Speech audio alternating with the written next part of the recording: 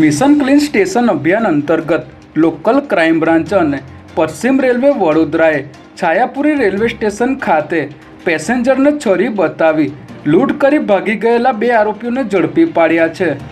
આ બંને આરોપીઓએ ફરિયાદીને તમારું રેલવે કાર્ડ બની જશે, અમારી સાથે આવો અને કોઈ ડોક્યુમેન્ટ આપવાના નથી તેવું બહાનું કરીને લિફ્ટ પાસે લઈ જઈને છરી બતાવી તેમના ગળામાંથી ચેન તથા વીંટી લૂંટી લીધી હતી। ત્યારે પોલીસે સોનુ ઉર્ફે નજબુલ શેખ અને નિર્મલ કાઠિયાવાડી નામના બંને આરોપીઓને અટકાયતમાં લઈને તેમની પૂછપરછ હાથ ધરી છે।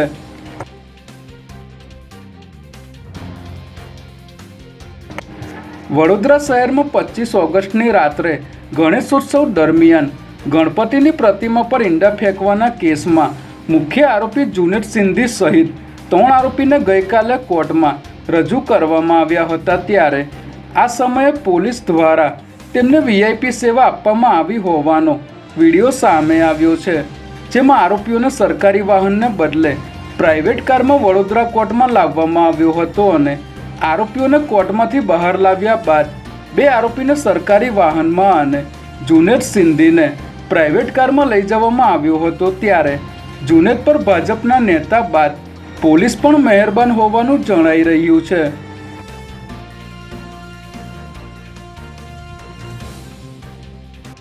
વસ્ત્રાપુર સરકારી વસાહતમાં સચિવાલયના જીએએસ કેડરના અધિકારીએ ઘરમાં જ ગળેફાંસો ખાઈને આપઘાત કર્યો હોવાની ઘટના સામે આવી છે।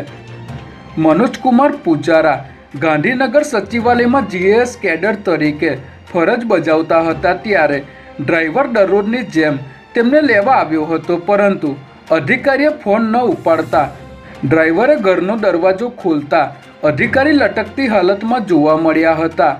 પોલીસના જણાવ્યા અનુસાર આ અધિકારીએ છૂટાછેડા લીધા હતા અને છેલ્લા 11 વર્ષથી એકલા રહેતા હતા, જેથી એકલતાના કારણે આત્મહત્યા કરી હોવાની શંકાના આધારે વસ્ત્રાપુર પોલીસે ગુનો નોંધી તપાસ શરૂ કરી છે।